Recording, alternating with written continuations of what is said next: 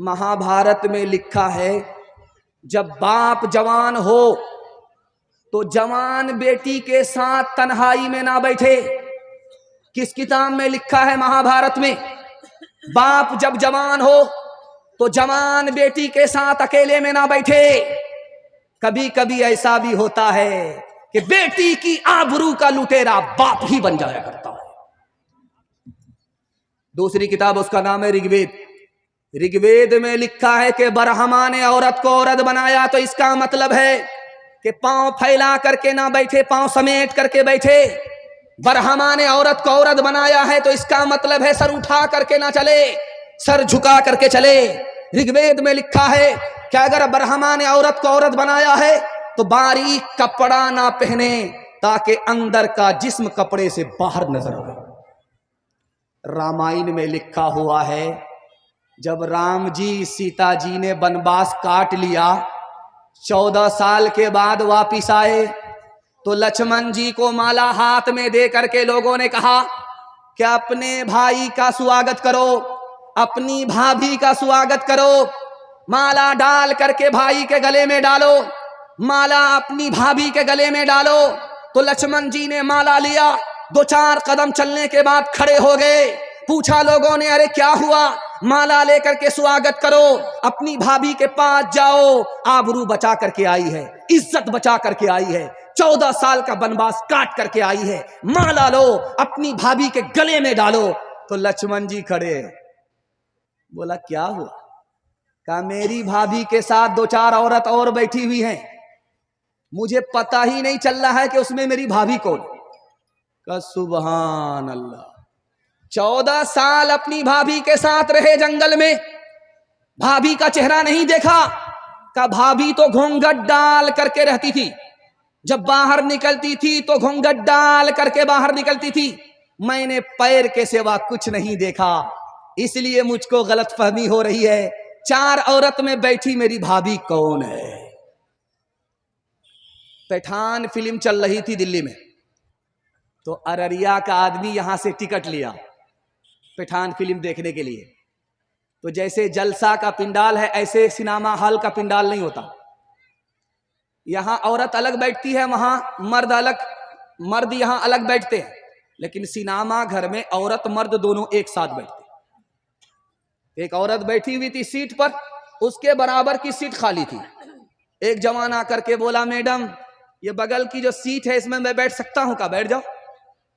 अब जब वो बैठ गया तो पूछा कि ये सीट किसकी है? कहा मैंने अपने यार के लिए बुक कराई थी। बोला फिर क्या हुआ? कहा मेरा यार मेरे शौहर के जनाजे पर गया हुआ है, तुम बैठ जाओ, इत्मीनान से बैठो, कोई दिक्कत की बात नहीं। जिस्म पर लिबास की कमी अजीब लगती है, मुझे अमीर बाप की बेटी गरीब लगती है, जिससे आंचल भी नहीं सर का संभाला जाता, उससे क्या खाक तेरे घर की हिफाजत होगी। इस दौर में, इस देश में हिंदू ना मुसलमान है बाबा, सच पूछो तो हर आदमी इंसान है बाबा। शंकर भी यहाँ राम भी और कृष्ण ये बोले, शंकर भी यहाँ राम भी, शंकर भी यहाँ राम भी और कृष्ण ये बोले, हर शख्स का बस एक ही भगवान है बाबा। लक्ष्मण ने में कभी सीता का लीलार न देखा, मजहब के परखने की ये पहचान है बाबा। कहाँ गई वो सीता मैया और कहाँ है अब मरियम, भारतवर्ष में जिनके चरित्र पे गर्व किया करते हैं हम, जो अपनी इतिहास भुला दे आग लगे उस फैशन में, आग लगे उस फैशन में। हिंदुस्तान का चेहरा देखो सच्चाई के दर्पण में, हिंदुस्तान का चेहरा देखो सच्चाई के दर्पण में। अमन की देवी तड़प रही है गांधी जी के आंगन में, गांधी जी के आंगन में। पैगाम खत्म हो गया। छोटे छोटे बच्चों के हवाले से आपको पैगाम दे रहा हूं। लंबी फहरिस्त है, मैं भी जबान को कैंची की तरह चला करके निशाने तक पहुंच रहा हूं। आप लोग सुनने के लिए तैयार हैं? थक गए हैं? दोनों हाथ उठा दीजिए इंशाअल्लाह। खैर, आप लोगों को फांसी पर चढ़ाएंगे। आप लोग हमारे साथ बराबर हाथ उठा रहे हैं। हम तो रांची जाने वाले हैं, आपको भी साथ छोड़ेंगे नहीं, साथ लेकर के जाएंगे। ध्यान से रखिएगा, तेजी के साथ निकल जाएगा। अपने बच्चे को बात बात पर मत मारिएगा, 3 नुकसान उठाने पड़ेंगे। डराने की जगह डराइए, धमकाने की जगह धमकाइए, मोहब्बत की जगह मोहब्बत कीजिए। हर वक्त बात बात पर बच्चे को मत मारिए, 3 नुकसान उठाने पड़ेंगे। पहला नुकसान ये होगा, बच्चे का दिल कमजोर हो जाएगा, बहादुर नहीं होगा, बुज़दिल होगा। और बच्चे का दिमाग कमजोर हो जाएगा, सबक याद करेगा भूल जाएगा, और आपका बच्चा बेशरम और बेहया हो जाएगा। ना अच्छा इंसान होगा, ना अच्छा मुसलमान होगा। एक बात और याद रखिए, जब आपका बच्चा घर के अंदर रहे तो मियाँ बीवी झगड़ा मत कीजिएगा। जब बच्चा घर से निकल जाए तो कुर्सी फोड़िए, बर्तन तोड़िए, 2-4 मरतबा खरीदेंगे, बाप से भेंट हो जाएगी। लेकिन जब बच्चा घर के अंदर रहे, मियाँ बीवी झगड़ा मत कीजिएगा। बच्चा अगर घर के अंदर है, मियाँ बीवी झगड़ा करेंगे, बहुत बड़ा नुकसान होगा। बच्चा अपनी निगाह से माँ बाप को गिरा देगा, जवानी में कदर नहीं करेगा, बुढ़ापे में इज्जत नहीं देगा। कसूर अपना है, इल्जाम बच्चे पर रखने से कुछ नहीं होगा। आपको शिकायत है मेरा बच्चा मोबाइल छोड़ता ही नहीं, 1 मिनट में छोड़ देगा, जिंदगी भर के लिए छोड़ देगा। मैं कुर्सी पर बैठ करके जमानत लेता हूं, आप इसको बहुत ध्यान से सुनिएगा। जब बच्चा घर में रहे तो मोबाइल आप छुपा करके रखिए। बच्चा जब घर के अंदर रहे तो आप मोबाइल छुपा करके रखिए। जब बच्चा घर से निकल जाए तो आप मोबाइल निकालिए, कुरान सुनिए, बयान सुनिए। बच्चा जब आ जाए मोबाइल छुपा दीजिए। बच्चा जब निकल जाए तो आप मोबाइल निकाल करके देखिए, 1 दिन करके देखिए, 1 हफ्ता करके देखिए, आपका बच्चा जिंदगी भर के लिए मोबाइल छोड़ देगा। आप जब बच्चे के सामने मोबाइल देखेंगे तो बाप ड्राइवर, बेटा खलासी, गाड़ी का नंबर 786। डीजे का डांस चल रहा था, एक आदमी मुट्ठी में पैसा लेकर के छींट करके बोला, वाह रे लड़की क्या डांस किया। तो बगल का एक आदमी बोला, वो लड़की नहीं है लड़का। ये बोला, तौबा तौबा, सॉरी मैडम। वो आदमी बोला, मैं मैडम नहीं हूं, उसी लड़के का बाप। बच्चा जब तक बच्चा है तब तक समझो सच्चा है। जो जो उसकी उम्र बढ़े मन पर झोट का मैल चढ़े। क्रोध बढ़े नफरत घेरे लालच की आदत घेरे। बचपन इन पापों से हट कर, बचपन इन पापों से हट कर यूं ही उम्र गुजारे। बच्चे मन के सच्चे, बच्चे मन के सच्चे। हमारे हजरत तशरीफ ला चुके हैं और अभी वजीफे में, वो वजीफे में आपको बांध रहे।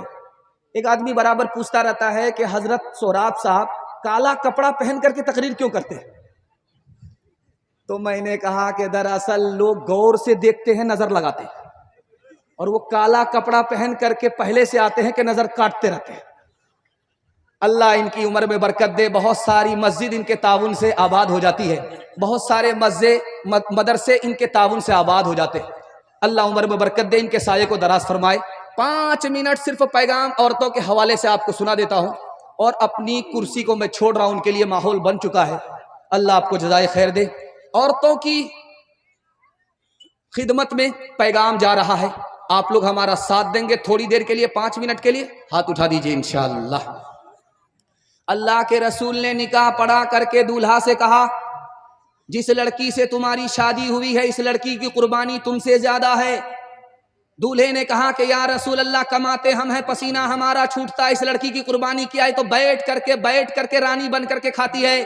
अल्लाह के रसूल ने समझाया कि याद रखो, अगर कुंवारे हो, तुमसे शादी से पहले कहा जाता कि शादी करोगे माँ बाप को छोड़ना पड़ेगा, खानदान को छोड़ना पड़ेगा, कुंवारे ही रह जाते, शादी नहीं करते। कुर्बान जाओ इस लड़की के ऊपर के तुमसे निकाह हुआ, तुम्हारी खातिर सबको छोड़ दिया, माँ बाप को छोड़ा, रिश्तेदार को छोड़ा, तुमसे बढ़कर के इसकी कुर्बानी है, इसकी कुर्बानी याद रख लो, कभी जिंदगी में झगड़ा नहीं होगा।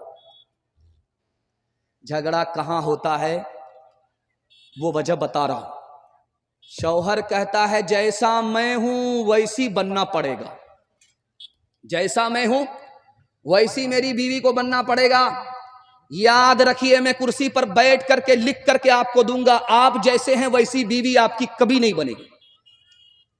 आप औरत को अपने हाल पर छोड़ दीजिए, नसीहत करते रहिए, अपने हाल पर छोड़ दीजिए। अल्लाह टूटा फूटा घर जन्नत बना देगा, जन्नत जैसा सुकून आपको टूटे फूटे घर में मिलेगा। जिस दिन लड़के की शादी होती है तो उस दिन लड़के को आप देखेंगे जेब से रुमाल निकाल करके मुंह पर रख करके बैठा रहता है, पता नहीं किससे पर्दा करता है। मुंह पर रख करके रुमाल बैठा रहता, किसी से बोलता नहीं, हंसता भी है तो मुंह छुपा करके हंसता है। जब लड़की रुखसत होने लगी तो सारे लोग रोने लगे, कयामत बर्पा हो गई, सारे लोग रोने लगे, मगर मुंह छुपा करके एक आदमी हंस रहा है। एक बच्चा देख रहा था तो उसने बाप से कहा, अब्बा हुजूर सारे लोग रो रहे हैं, यहां तक के बाराती भी मगरमच्छ के आंसू बहा रहे, मगर एक आदमी रुमाल मुंह पर रख करके हंस रहा है। तो बाप ने कहा, वो कौन बदबख्त है जो हंस रहा है? बोला, वो बदबख्त कोई और नहीं, आपका दामाद है, दूल्हा बाबू है, मुंह पर रुमाल रख करके हंस रहा है। कहा बेटा घबराओ नहीं, रुखसती का मौका है, हम लोग रो रहे हैं, जिंदगी भर इसी बदकिस्मत को रोना है, इसलिए ये हंस रहा है। ये किसने मोहब्बत से डाली निगाहें के आलम में फिर से बहार आ रही है। ये किसने मोहब्बत से डाली निगाहें के आलम में फिर से बहार आ रही है। ये किसने मोहब्बत से डाली निगाहें के आलम में फिर से बहार आ रही है, के आलम में फिर से बहार आ रही है। जो दिन आ रहा है भला आ रहा है, जो रात आ रही है खुशी ला रही है। जो दिन आ रहा है भला आ रहा है, जो रात आ रही है खुशी ला रही है।